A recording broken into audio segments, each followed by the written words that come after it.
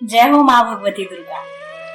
माँ दुर्गा के नाम से जुड़ी कथाएं। मित्रों, हमारे सनातन धर्म में प्रत्येक देवी देवता से जुड़े तथ्य हमेशा से रोचकता पैदा करते रहे हैं। फिर वो चाहे अपने भक्तों को वरदान देने के संबंध में हो या फिर किसी दुष्ट प्राणी को दंड देने की बात हो। शास्त्रों की पौराणिक कथाएं हमें पल पल अचंभित करती हैं। कथाओं के साथ ही विभिन्न देवी देवताओं के प्राकट्य तथा उनके नाम से जुड़ी कथाएं भी बेहद रोचक हैं। माँ दुर्गा जी के नाम से जुड़ी एक कथा काफी प्रचलित है।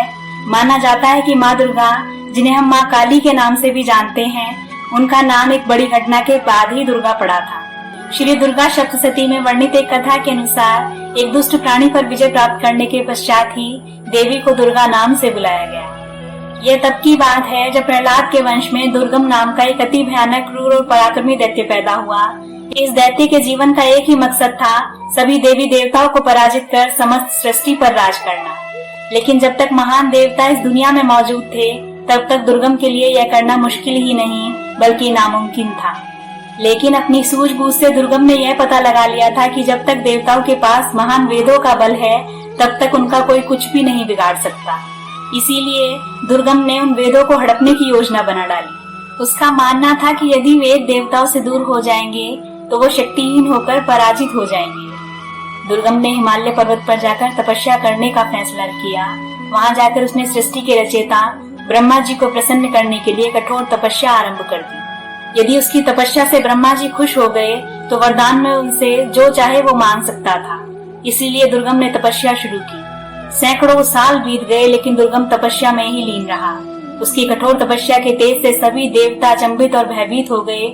वो समझ ही नहीं पा रहे थे कि आखिरकार ऐसा कौन है जो इतने ध्यान से तप में लीन बैठा है। तीनों लोकों में हाहाकार मच गया। जहाँ एक तरफ सभी देवता दुर्गम के तप से हैरान और परेशान हो रहे थे, वहीं दूसरी ओर ब्रह्मा जी ने उसे अपना दर्शन देने का निर्णय ले लिया। ब्रह्मा जी दुर्गम के सामने प्रकट हुए। उस समय भी वे अपनी तपस्या में ध्यान लगाए बैठा था।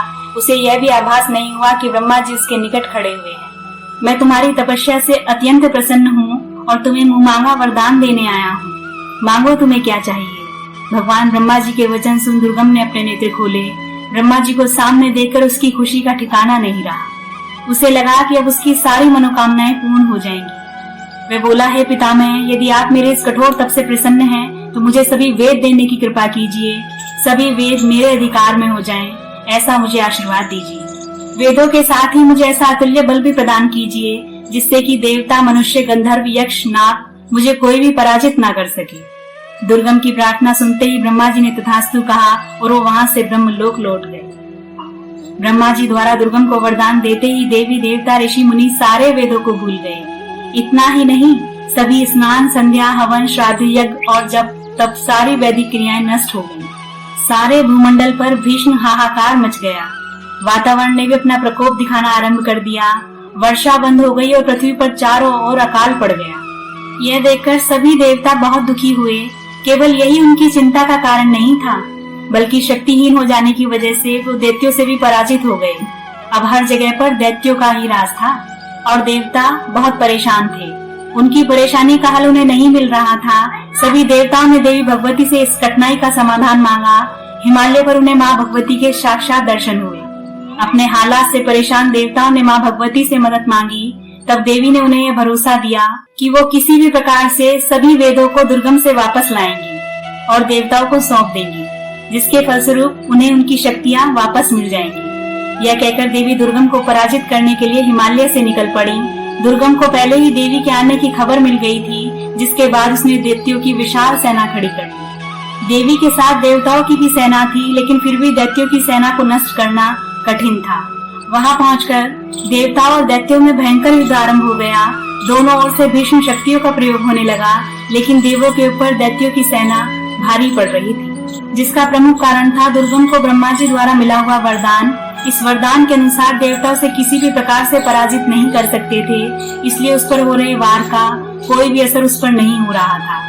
तब माँ भगवती ने अपने अंश से 8 देवियों का निर्माण किया। ये 8 देवियां थी कलिका, तारिणी, बगला, मातंगी, छिन्नमस्त्रा, तुलजा, कामाक्षी और भैरवी। इन देवियों में माता भगवती की तरह ही अपार शक्तियां थीं, जिनसे वे दैत्यों से युद्ध करने की क्षमता रखती थी। इन सभी देवियों को आज भी कलयुग में भी माना जाता है। हम सब इनकी पूजा करते हैं और इन्हें प्रसन्न करने के लिए हम सब व्रत और उपवास भी रखते हैं। इसके बाद माता भगवती के साथ देवियों और दैत्यों के बीच भीषण युद्ध हुआ। धीरे धीरे सभी दैत्य पराजित होने लगे। माता भगवती द्वारा प्रकट की गई देवियों के सामने दैत्यों की शक्तियां बेअसर होने लगी। अंत में माता जगदम्बा के वार से दुर्गम का वध हो गया। इस तरह दुष्ट और पापी दैत्य दुर्गम के प्राण हर लिए। दुर्गम को पराजित करने की खुशी में सभी देव आकाश से माता पर फूलों की वर्षा करने लगे। माता भगवती द्वारा दुर्गम को मारकर देवताओं को वेद दे दिए गए, जिसके बाद उनकी सभी शक्तियां लौट आईं। सज्जनों, इस घटना के बाद ही दुर्गम का वध करने के कारण माँ भगवती का नाम दुर्गा पड़ा। आप सभी को नवरात्रों की हार्दिक शुभकामनाएं। आपकी सारी मनोकामनाएं पूर्ण हो, ऐसी मनोकामना के साथ जय माँ भगवती।